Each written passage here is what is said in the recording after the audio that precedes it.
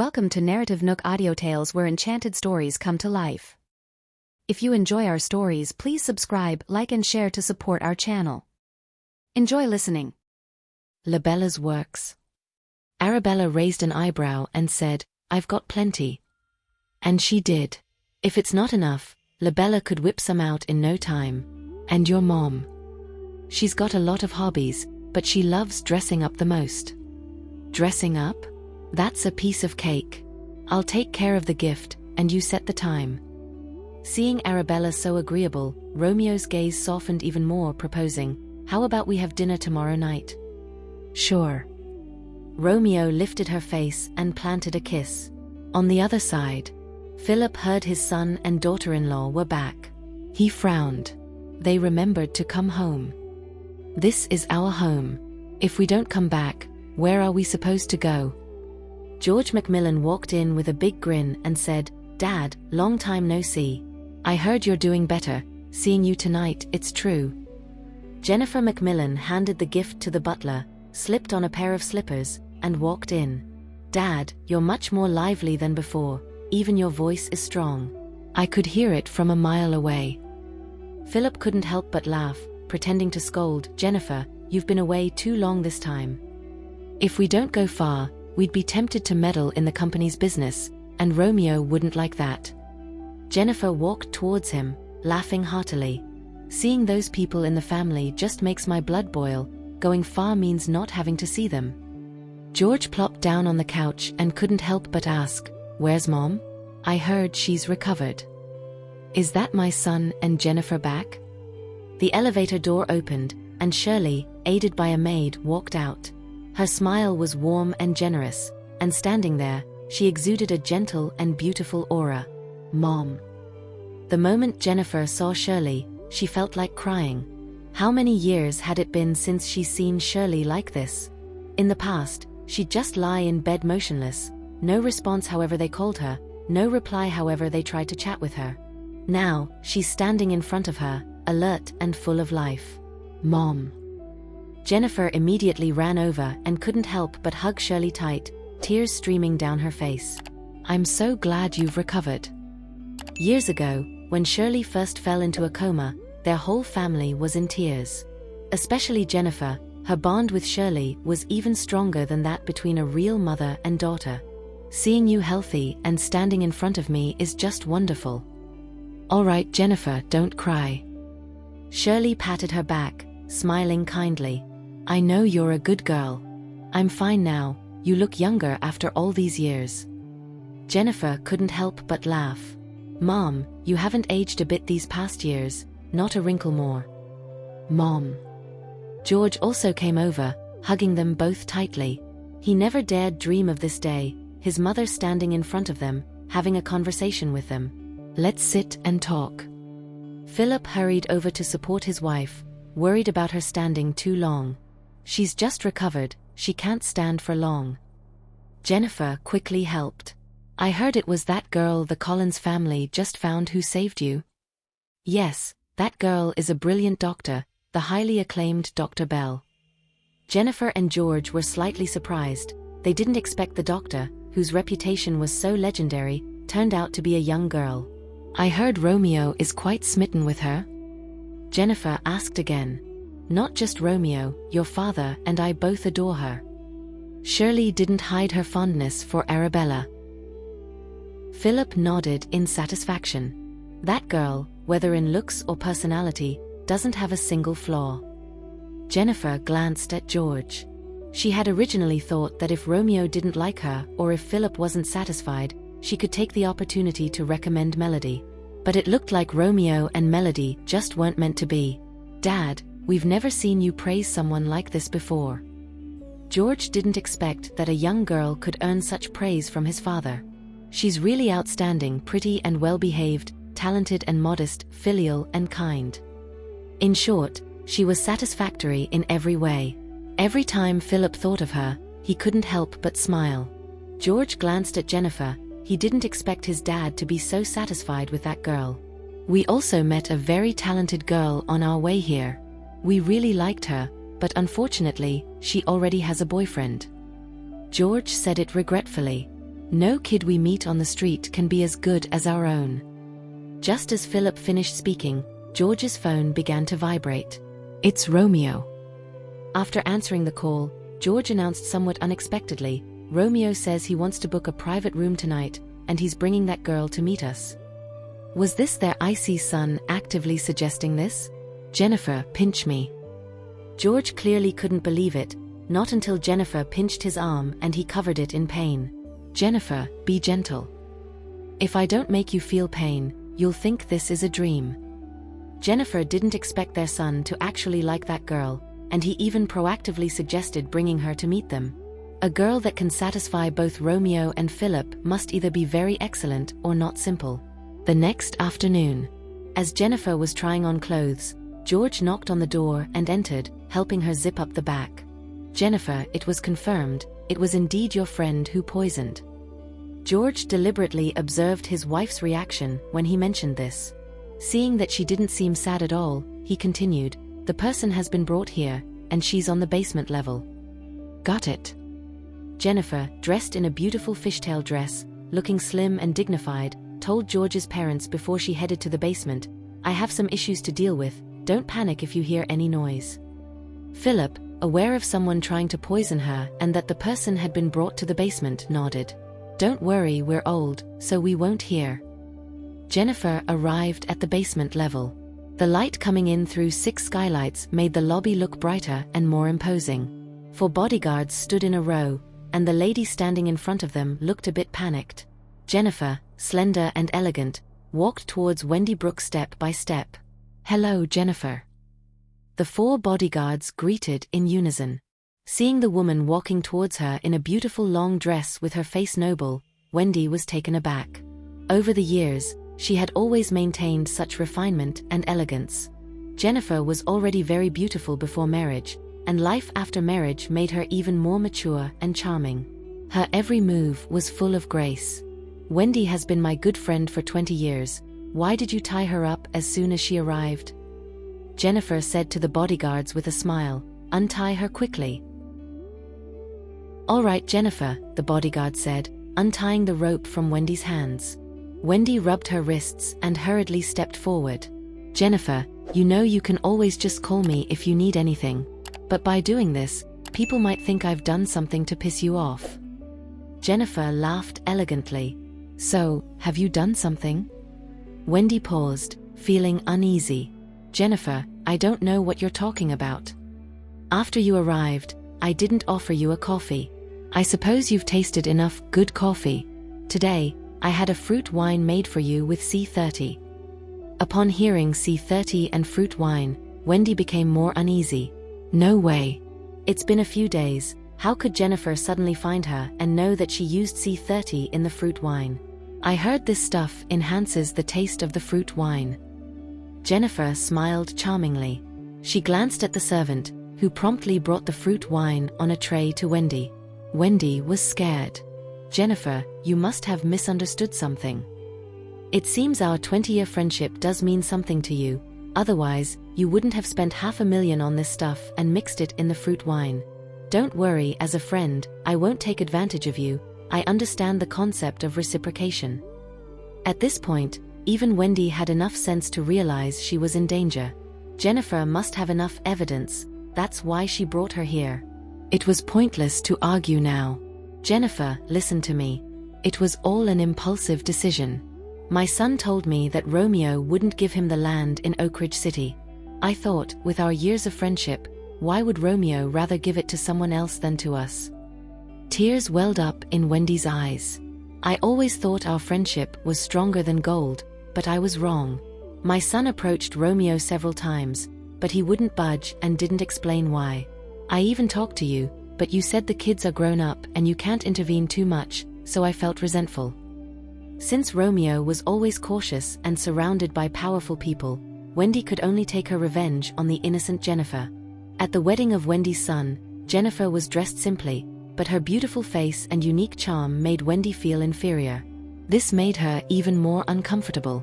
It was those servants who gave me the idea, so Wendy tried to hug Jennifer to express their deep sisterhood, but 4 bodyguards immediately blocked her. All she could do was wipe her tears. Jennifer, I was wrong. Of course you were wrong. Jennifer's eyes were bright and calm. The land has issues. Romeo used it to deceive his competitors. Actually, he was doing it for your own good. She only found out about this today. But at that time, Romeo didn't tell his family or the Brooke family. He was worried the news would spread and his competitors wouldn't fall for it. If you truly trusted our 20-year friendship, you should know that Romeo and I are both very sentimental people. Jennifer watched her quietly. You could have questioned me, argued with me, even cut me off. But instead, you spent a ton of cash to slowly poison me. It was like a one-way street. If she hadn't bumped into Melody last night, if Melody wasn't a medical whiz, she shuddered to think about what might have happened. I heard this poison, even hospitals can't detect it. I just live in agony until my organs fail and slowly die. How much hate and how much resentment must you have against me, just for a piece of land? Tears streamed down Wendy's face as she shook her head. No, it's not just about the land. Wendy lifted her skirt to reveal scarred legs. You may not believe it, but for the last 20 years, while I've been all glamorous outside, I've been belittled by my in-laws and beaten by my husband. These scars are from his recent episode. In these 20 years, he's cheated on me so many times that I've lost count. My husband and his parents have insulted me, saying I'm not even fit to tie your shoelaces. They're supposed to be my family, but they hurt me with the most venomous words, and praise you. Every time you show up, you're always so shiny and beautiful. Your husband is head over heels for you, and your in-laws treat you like a real daughter. And me, I'm just a complete loser. Jennifer finally understood after hearing her out. So, you're jealous of me and want to ruin me? You're one cold-hearted bitch, one of the servants couldn't help but say. Jennifer has always been so good to you. When you were sick, she'd fly over to take care of you. She always gives you the most gifts for your family's happy occasions, just to give you some dignity. And Jennifer has been helping you all these years. Without the McMillions, how could you possibly have your current status? Wendy lowered her head, crying silently. Jennifer realized their friendship was at a dead end. She glanced at her bodyguards. They immediately went over and forcefully grabbed Wendy's shoulders. Wendy looked frightened. What are you doing? They forced a drink down her throat. No. Wendy shook her head desperately but couldn't resist the strength of 2 bodyguards and a servant. She looked at Jennifer for help, but Jennifer just stood there, stone-faced, as if she had made up her mind. Once they finished the drink, the bodyguards let go of Wendy. Wendy fell to the ground and tried to vomit, but it was futile. Jennifer, help me. She rushed towards Jennifer, but the bodyguards blocked her. Give me the antidote, Jennifer. Wendy clutched her throat, trying to vomit. My daughter-in-law is pregnant. I'm going to be a grandmother. Please give me a chance to live. Didn't you know? There's no antidote for C30. Jennifer's gaze was icy cold. No, it can't be. Are you still angry? You must have the antidote, otherwise, how are you standing here? Wendy cried, begging her. I know I was wrong, Jennifer. Please, for the sake of our 20 years of friendship, give me the antidote. I swear I won't do anything bad again. I'll stay away from you, okay? Jennifer didn't respond. Jennifer, can you stand to see me suffer like this? Wendy continued to plead pitifully. Do you really want to hurt me? Once the poison starts to act, even if my husband's family doesn't care about me, my own family will definitely investigate the truth, not to mention my son and daughter-in-law. How can I tell them it was all you? They have a good impression of you. I don't care, Jennifer replied indifferently. What you've done will only bring shame to your family. If they find out it was you who hurt me first, I doubt they'd have the face to confront me. Jennifer, what do you want for the antidote? Wendy asked through her tears. I'll do anything you ask. Jennifer looked at her coldly. I told you there's no antidote. Then how did you? I just happened to run into a good Samaritan who knows a thing or two about medicine and helped me get rid of the poison. Wendy seemed to see a glimmer of hope.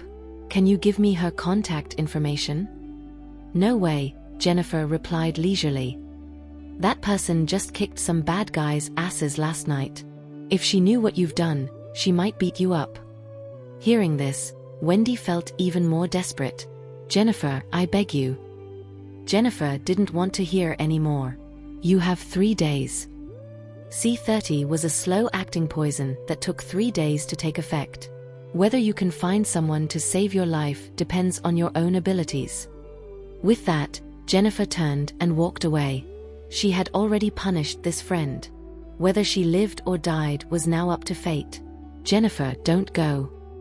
Wendy tried to follow but was blocked by a bodyguard. All she could do was watch Jennifer's retreating figure and call out, Jennifer, give me one more chance, just one more.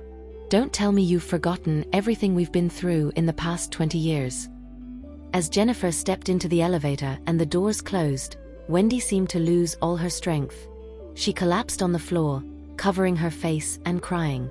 She had thought she could kill Jennifer without anyone noticing. She thought that while she was in Oak Ridge City and Jennifer was back home, this would never come to light. Yet she never expected. I'm at Fairfield Manor, let me see Shirley and Philip. Something seemed to occur to Wendy, and she grabbed the leg of a nearby bodyguard. Let me see them, I can pay you. Is $1 million each enough? 2 million? 3 million if you want. The bodyguard coldly withdrew his leg, clearly not interested in her offer. I beg you. She knew Philip and Shirley were kind people. If they were willing to help, there was still hope. But one of the bodyguards just knocked her out and dragged her away. They didn't want Jennifer to be bothered anymore. Jennifer took the elevator down to the first floor. From a distance, she could see Philip and Shirley enjoying some fruit in the garden, taking in the view. Seeing the harmonious scene of the elderly couple, she felt a warmth in her heart and instinctively walked towards them. Jennifer, are you done with your stuff? Come grab some fruit, keep your mouth moist, Philip said with a grin. She must have had a bit of a tiff with someone just now. Jennifer, I heard someone was messing with you, even spiked your drink? Shirley was taken aback, even a little pissed. Who on earth would do such a thing? No worries, I've got it under control, Jennifer smiled gracefully. Noticing she hadn't had any fruit, Philip had someone bring over coffee, but Jennifer declined with a laugh. The girl I met on the road suggested I cut back on coffee, as it could react with the medication and interfere with its effectiveness. She'd had her doctor friend check it out, and they thought the prescription was top-notch. Her friends were all worried when they found out she'd taken C30, as there's no antidote, but that girl was able to help her detox in no time and prescribed such a great medication. They can't stop singing praises for the girl's medical skills and prescription, and they even wanted to get to know her. While Jennifer liked her, she regretted it even more. Philip didn't expect his daughter-in-law to be so satisfied with the girl. Speaking of which, if you meet Bella tonight, you'll definitely like her. You'll find no girl can hold a candle to her. Dad, don't be so absolute. The girl I met yesterday was smart, beautiful, and very capable. No way, Philip said, shaking his head with a laugh. I've never met a girl better than Bella. I'll invite her over in a few days. Let you see for yourself. Jennifer can't help but feel the girl she met, Melody, was the best in the world. But Shirley couldn't help but laugh. It sounds like you want to bring her home as your daughter-in-law. Well, I really do have that in mind, but she already has a boyfriend. Speaking of which, she seems to know Romeo. I saw her driving his car. No way. This time, both Philip and Shirley burst out laughing. Jennifer, you've been away for too long, you're out of touch. No one but Bella is allowed to touch any of his personal stuff. That's right, only Bella can touch his stuff. No way, he must have good female friends in private, says Jennifer, dismissive. After all, it's just driving, not kissing or hugging. But could the bodyguard have gotten the license plate number wrong? It was so dark last night, and Romeo had so many cars, it would be normal for the bodyguard to misread the number. Jennifer thought to herself, there's no girl more likable than Melody. Jennifer, how long are you guys staying this time? Philip asked again. In a couple of days, we'll be out of here. She just needed to meet up with Melody, and then it's time to go. Otherwise, their relatives and friends, who were always in the know, would start dropping by once they heard that they were back. They'll be asking for help with all sorts of things. They thought they were pretty slick, being careful about where they went and keeping their return under wraps. But somehow, the news still got out. You gotta hand it to them, these people knew how to sniff out gossip. Stay a bit longer, Shirley pleaded. You and George should drop by the Collins family more often. Their daughter is such a catch, and Romeo swooped in and took her away in no time. We should pay them a visit. Right on, Philip nodded approvingly. You and George definitely need to visit them more. Jennifer sighed inwardly. No matter how outstanding, no one could hold a candle to Melody. Melody was the ideal daughter-in-law in her eyes. Jennifer couldn't resist messaging Melody on WhatsApp. Melody, what are you up to? Arabella replied promptly, shopping. What are you planning to buy? I can help you pick. Jennifer was eager to help. All done shopping. Arabella had just paid, and after a thought she asked, are you feeling better today? Jennifer was over the moon. Melody cared about her. I'm much better, your remedy worked wonders. How are you so amazing? You seem to know everything. Jennifer couldn't resist asking, do you live in Summerfield? Yes. We live in Summerfield too. Let's meet up for some tea soon. I owe you a big thank you. I managed to find the person who poisoned me, thanks to you. Jennifer sighed again. I've known her for 20 years, and to think she'd want to kill me over some petty gains. People are like that. Arabella, her hands full of shopping bags, sent back a voice message. It's okay if you're doing better than me, but not too much better.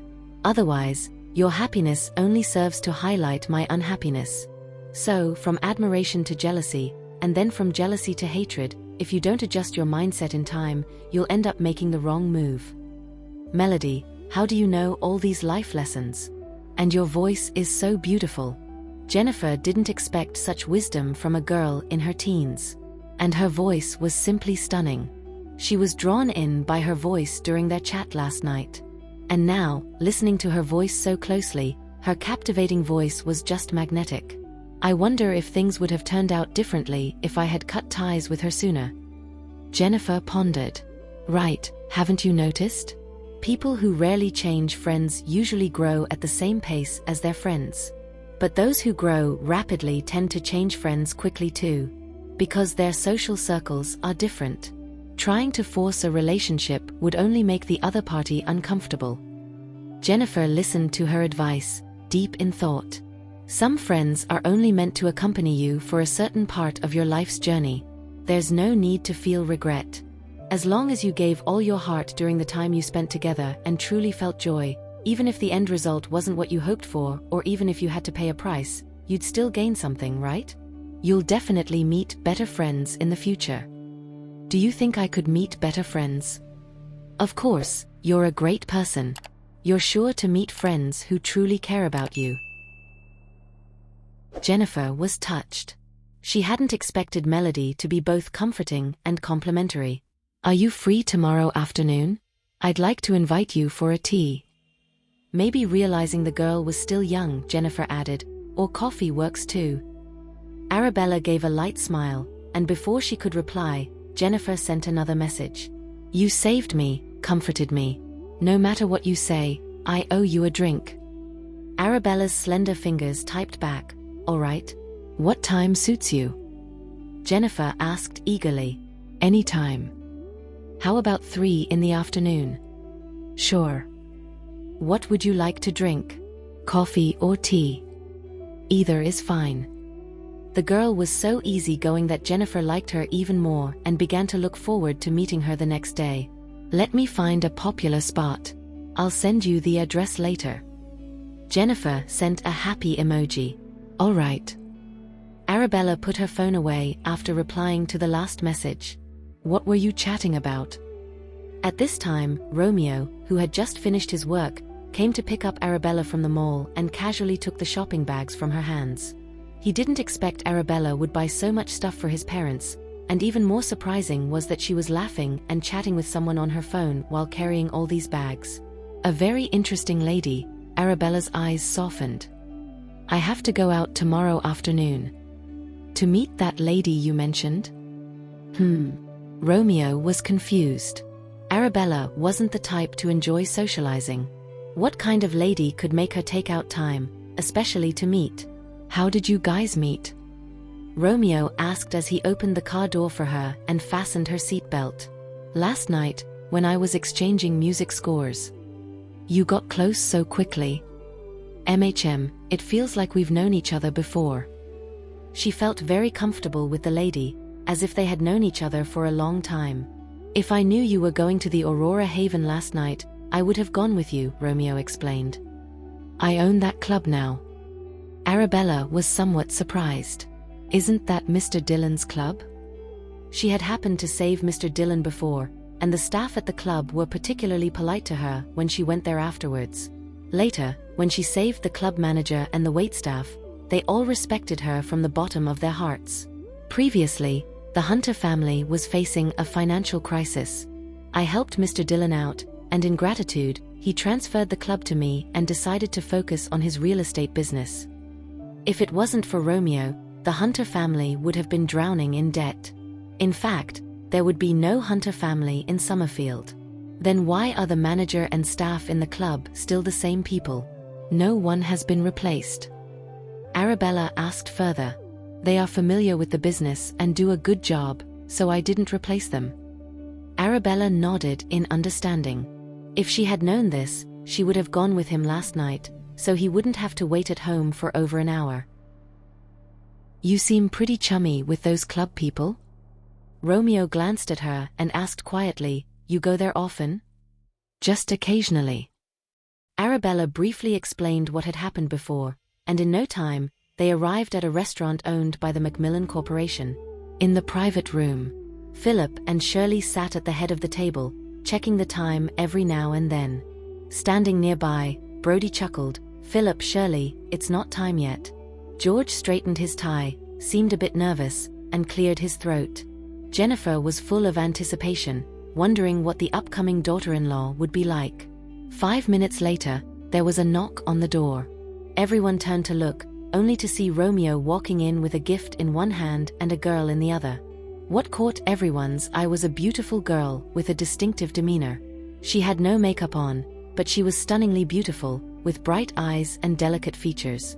George and Jennifer were completely stunned at the sight of her. She looked so much like Melody. Grandpa, Grandma, Dad, Mom, I brought Bella here. Romeo led Arabella forward and didn't forget to introduce her. You've met Grandpa and Grandma before, this is Dad and Mom. George and Jennifer were too stunned to speak, she looked more and more like Melody. George, Jennifer, this is Bella, Arabella Collins, whom we've mentioned to you often. Philip, pleased, suddenly noticed that his son and daughter-in-law didn't react and couldn't help but elbow his son, reminding him displeasedly. George, say something. He was so talkative at home before, why was he mute now? Was he not satisfied with Bella? Shirley noticed that the usually eloquent Jennifer was also without a word and couldn't help but lower her voice to remind her, Jennifer, what are you gazing at? This is Bella, Romeo's fiancée. Nice to meet you. Arabella smiled, seeming to recognize them. She took the gift from Romeo and gave it to her grandparents first. Then she picked up the other two and gave them to George and Jennifer separately. This is a small token of my appreciation, I hope you like it. George didn't know how he had accepted the gift. Not only did she look like Melody, but her voice was exactly the same. Jennifer, this is for you. Arabella handed over the gift with both hands. Jennifer was stunned for a moment before asking incredulously, Are you Melody? Arabella nodded, smiling. You really are Melody? Is Melody my daughter-in-law? Jennifer was overjoyed. Dad, Mom, this is the girl I've told you about, the one I met on the street. Philip and Shirley were a bit surprised. The smart, beautiful, capable, and kind-hearted girl Jennifer had been talking about was Bella. What's going on? Philip and Shirley couldn't help but ask. Well, it's like this. We thought we hadn't been back for a while, so we wanted to bring you some gifts. Have you opened our gifts yet? Jennifer suddenly realized this. Philip and Shirley shook their heads in unison. They had just put them away and hadn't had a chance to take a closer look. Jennifer knew their habits, so she explained, "Before we returned to Fairfield Manor, George remembered that Dad loves Mirabelle's paintings. So he made a great effort to contact Mirabelle's assistant and asked Mirabelle to paint a picture to give to Dad. And guess what? Mirabelle is Bella." When these words were spoken, not only were Philip and Shirley stunned, but even Romeo was taken aback. Who would have thought this little girl was actually the famous artist Mirabelle? She had been painting right in front of him that day. How lucky he was to have witnessed that moment. No wonder her hair clip tracker was discovered so quickly last night. Everyone in the Macmillan family knew what it was. He had thought there was a mole inside. Jennifer was also over the moon. Who would have guessed that Mirabelle, known as a painting saint, was her daughter-in-law? George was equally pumped. Ms. Mirabelle was his future daughter-in-law. What a blessing. Jennifer continued, "I remember my mom liking Melody's music, so since it's been a while since I've been home, I contacted Melody to have her compose a song as a gift for you." Turned out the renowned pianist Melody was also her daughter-in-law. What a pleasant surprise. She wasn't ready for it. You guys have no idea how talented Melody is. She composed the song in less than a day. I've heard the new piece, and it's amazing. Last night when she gave me the song, I was poisoned, and she saved me. Jennifer looked at Arabella with joy and gratitude. Finally, Romeo understood and said nonchalantly, "Well, you guys are lucky. After all, not everyone gets to meet the miracle doctor, Dr. Bell." Miracle doctor, Dr. Bell? Now it was George and Jennifer's turn to be shocked. The legendary Dr. Bell was also their daughter-in-law? Their luck was just too good. There were many people who wanted Dr. Bell to treat them, including them when they wanted Dr. Bell to treat Philip and Shirley, but they couldn't find her. "My heart surgery was also done by Bella," Philip chuckled, finding the coincidence remarkable. Shirley also laughed. "My illness was cured by Bella." George and Jennifer exchanged glances. They were both surprised and thrilled by this girl. What kind of person was she really? George added, "She can even identify the ingredients of the perfume we wear."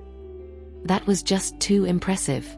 Who would have guessed their daughter-in-law was not only the painting saint Mirabelle, the piano maestro Melody, and the miracle doctor Dr. Bell, but also had a variety of other special skills. So young, yet so knowledgeable, smart, and quick-witted.